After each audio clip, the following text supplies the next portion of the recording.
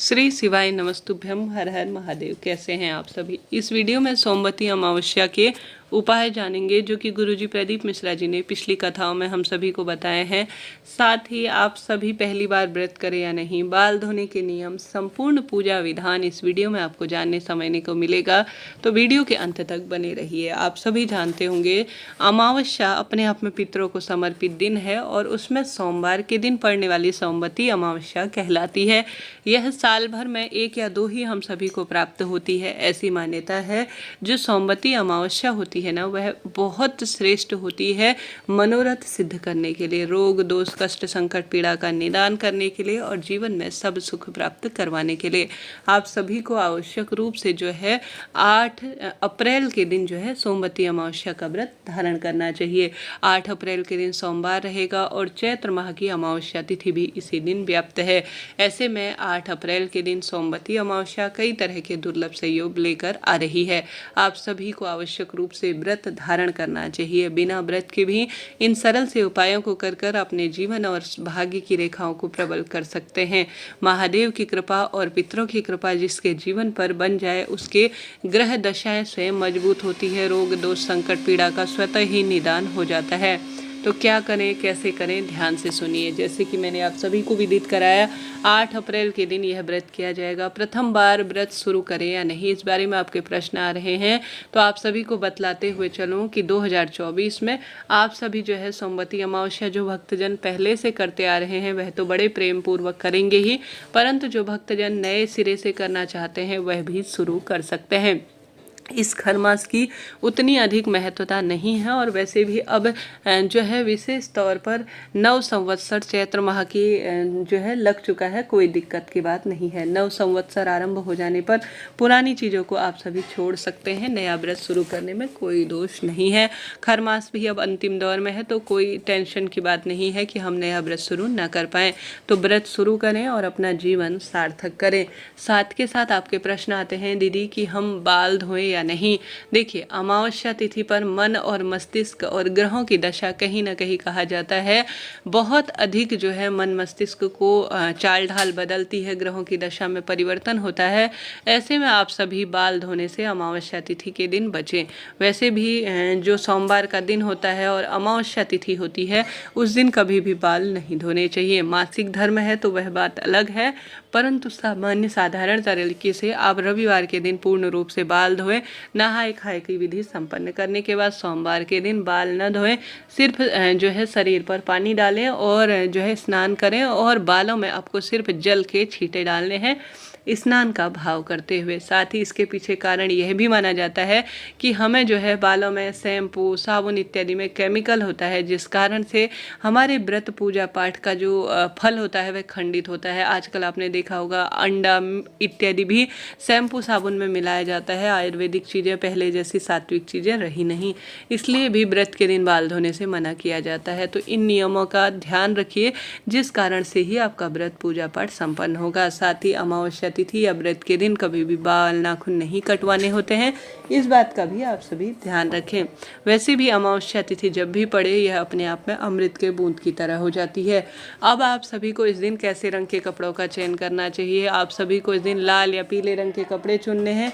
किसी भी अवस्था में नीले काले सफ़ेद रंग के कपड़ों का चयन न करें, इनका दोष कहा गया है। अब आपको नहाने के पानी में अमावस्या तिथि पर तुलसी की लकड़ी को जरूर से घुमा लेना चाहिए और साथ ही गुरुजी कहते हैं आप सभी को थोड़ा सा काला तिल भी समर्पित करना चाहिए। इससे भी रोग दोष संकट कष्ट पीड़ा का निदान हो ही जाता है। साथ के साथ आप सभी जानते होंगे इसके पश्चात आप सभी को महादेव के मंदिर में जाकर और पीपल वृक्ष के पास में, अगर ऐसा है कि पीपल वृक्ष दूर है तो तुलसी माँ के समक्ष भी आप इन उपायों को कार्य को कर सकते हैं।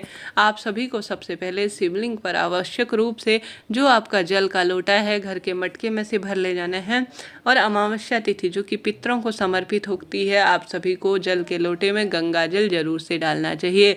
गंगा जल मन मस्तिष्क को बहुत अधिक सुदृढ़ करता है और साथ ही रोग दोष कष्ट शमन कर जो है मोक्ष प्रदान करने में सहायक होता है। और महादेव के जो है मस्तक पर गंगा मैया विराजमान है, तो आपको अपने जो है आवश्यक रूप से जीवन में जो अधोगति में गए पितृ हैं उनकी तृप्ति के लिए और हर कार्य की सिद्धि के लिए शिवलिंग पर गंगा जल अमावस्या तिथि पर समर्पित करना चाहिए। साथ ही काले तिल पितरों के संबंध रखते हैं तो आप सभी को काले तिल भी समर्पित करने चाहिए। साथ के साथ आप सभी को महादेव के मंदिर में गोल बत्ती का घी का दीपक लगाना चाहिए। इसके पश्चात आप सभी को पीपल पूजा इस दिन जरूर से करनी चाहिए।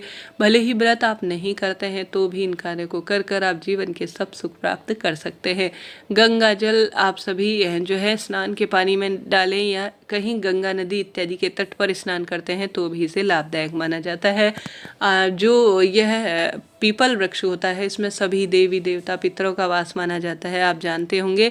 तो आप सभी को क्या करना है कि पीपल वृक्ष की जड़ में पूर्व या उत्तर दिशा की ओर बैठ जाना है। संभव हो तो किसी आसन का चुनाव करें, नहीं तो जैसा है जिस स्वरूप में है आप सभी उसी स्थान पर बैठ जाएं। तत्पश्चात आप सभी को कोशिश करनी है आप सभी एक जल का लोटा लें, उसमें कच्चा दूध डालें। कच्चा दूध जो है संतान सुख देता है और कभी कभी पीपल वृक्ष की जड़ में समर्पित करने से जीवन के सब तरह की परेशानी स्वतः दूर हो जाती है। आप सभी को जल के लोटे में कच्चा दूध मिलाकर थोड़ा काले तिल मिलाकर पीपल वृक्ष की जड़ में समर्पित करना है। ओम सर्व पितृदेवाय नमो नमः और साथ ही ओम नमो भगवते वासुदेवाय श्री शिवाय नमस्तुभ्यम इन मंत्रों का जाप करें।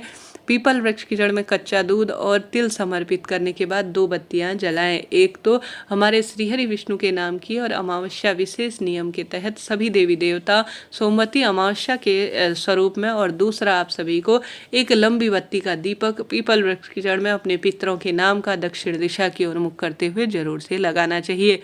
इसके बाद पीपल वृक्ष की जड़ में आप सभी को विधि विधान से रोली, चंदन, मूली, अक्षत इत्यादि समर्पित करना चाहिए।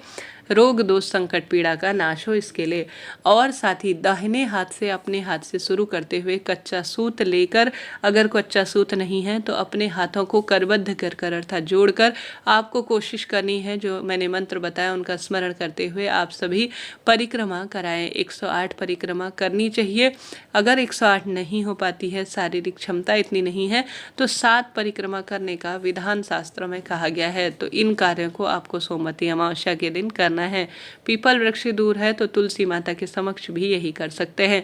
सोमवती अमावस्या की कथा सुने और अपने भाग्य को प्रबल करें।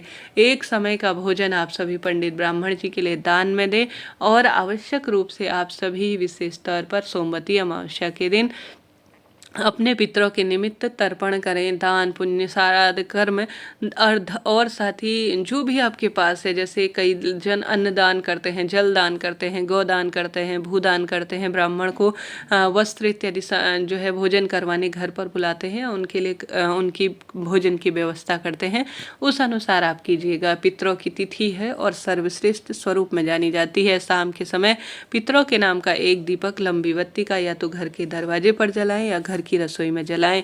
साथ के साथ अपने शिव मंदिर में भी आवश्यक रूप से और पीपल वृक्ष की जड़ में, बेलपत्र वृक्ष की जड़ में इन स्थानों पर दीपक जलाने से भाग्य की रेखाएं निश्चित ही प्रबल होती हैं। इस तरह जानकारी थी, उचित उपयोगी वीडियो रही है तो शेयर करें, सब्सक्राइब करना ना भूलें। हर हर महादेव।